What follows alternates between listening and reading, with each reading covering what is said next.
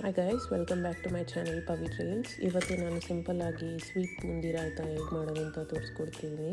ಈ ರೆಸಿಪಿ ಮನೆಯಲ್ಲಿ ಗೆಸ್ಟ್ಸ್ ಬಂದಾಗ ಮಾಡ್ಕೋಬೋದು. ಮೊದಲಿಗೆ ಒಂದು ಬೌಲಲ್ಲಿ ಮೊಸರು ಹಾಕ್ಕೊತಿದ್ದೀನಿ. ಮೊಸರು ತಣ್ಣಗಿದೆ. ಮೊಸರು ರೂಮ್ ಟೆಂಪರೇಚರ್ ಇರೋದು ತೊಗೋಬೇಡಿ, ಸ್ವಲ್ಪ ಕೋಲ್ಡ್ ಇರೋದು ತೊಗೊಳ್ಳಿ. ಇದಾದಮೇಲೆ ಮೊಸರನ್ನ ಎಷ್ಟು ಬೇಕೋ ಅಷ್ಟು ಹಾಕ್ಕೊಳ್ಳಿ. ಮೊಸರು ಹಾಕ್ಕೊಂಡ್ಮೇಲೆ ಸ್ವಲ್ಪ ನೀರು ಹಾಕ್ಕೋಬೇಕು.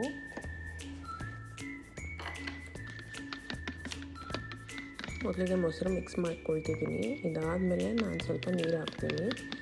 ನಿಮಗೆ ನೋಡಿಕೊಂಡು ನೀವು ಎಷ್ಟು ಬೇಕೋ ಅಷ್ಟು ನೀರು ಹಾಕ್ಕೊಳ್ಬೇಕು. ಇಲ್ಲಿ ನೀರು ಸೇರಿಸಿದ್ದೀನಿ.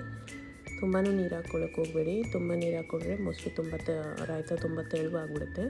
ನೀರು ಸ್ವಲ್ಪನೇ ಹಾಕಬೇಕು. ಇದಾದಮೇಲೆ ಸಕ್ಕರೆ ಹಾಕ್ಕೊಂಡಿದ್ದೀನಿ ಮತ್ತು ಸ್ವಲ್ಪ ಚಾಟ್ ಮಸಾಲ ಹಾಕಿದ್ರೆ ಅದು ಸ್ವಲ್ಪ ಟೇಸ್ಟ್ ಕೊಡುತ್ತೆ. ಅದಕ್ಕೋಸ್ಕರ ಚಾಟ್ ಮಸಾಲ.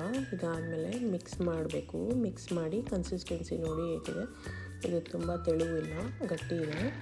ಇವಾಗ ನಾನು ಇದಕ್ಕೆ ಬೂಂದಿ ಹಾಕ್ತಿದ್ದೀನಿ. ಇದು ಖಾರ ಬೂಂದಿ ಹಾಕ್ತಿರೋದು. ನಿಮಗೆ ಬೇಕಂದರೆ ನೀವು ಪ್ಲೇನ್ ಬೂಂದಿ ಹಾಕ್ಕೋಬೋದು. ಖಾರ ಬೂಂದಿ ಹಾಕಿದ ತಕ್ಷಣ ಸ್ವಲ್ಪ ಮಿಕ್ಸ್ ಮಾಡಬೇಕು. ಕ್ಲೀನಾಗಿ ಚೆನ್ನಾಗಿ ಮಿಕ್ಸ್ ಮಾಡಬೇಕು. ಬೂಂದಿ ಮೊಸರಲ್ಲಿ ಚೆನ್ನಾಗಿ ಸೋಕ್ ಆಗಬೇಕು. ನಿಮಗೆ ತೆಳುವು ಬೇಕಂದರೆ ಸ್ವಲ್ಪ ಹಾಲು ಇಲ್ಲ ಸ್ವಲ್ಪ ನೀರು ಹಾಕ್ಕೋಬೋದು. ನಾನು ಹಾಲು ಹಾಕಿಲ್ಲ, ಬರೀ ಮೊಸರು ಹಾಕ್ಕೊತಾ ಇದ್ದೀನಿ. ಯಾಕಂದರೆ ಇದು ಸ್ವೀಟ್ ರಾಯ್ತ, ಹಾಲು ಹಾಕಿದ್ರೆ ಇನ್ನೂ ಸ್ವಲ್ಪ ತೆಳುವಾಗುತ್ತೆ, ಅದಕ್ಕೆ ಹಾಲು ಹಾಕಿಲ್ಲ. ನಿಮಗೆ ಬೇಕಂದರೆ ಹಾಕ್ಕೋಬೋದು. ಬೂಂದಿ ಚೆನ್ನಾಗಿ ಮಿಕ್ಸ್ ಮಾಡ್ತಾಯಿದ್ದೀನಿ. ಇದನ್ನು ಇವಾಗ ಒಂದು 10 ಮಿನಿಟ್ಸ್ ಫ್ರಿಜ್ಜಲ್ಲಿ ಇಟ್ಟು 10 ಮಿನಿಟ್ಸ್ ಆದಮೇಲೆ ತೆಗೆದು ಇದಕ್ಕೆ ಕೊರಿಯಾಂಡರ್ ಬೇಕಂದ್ರೆ ಹಾಕ್ಕೊಂಡು ಸರ್ವ್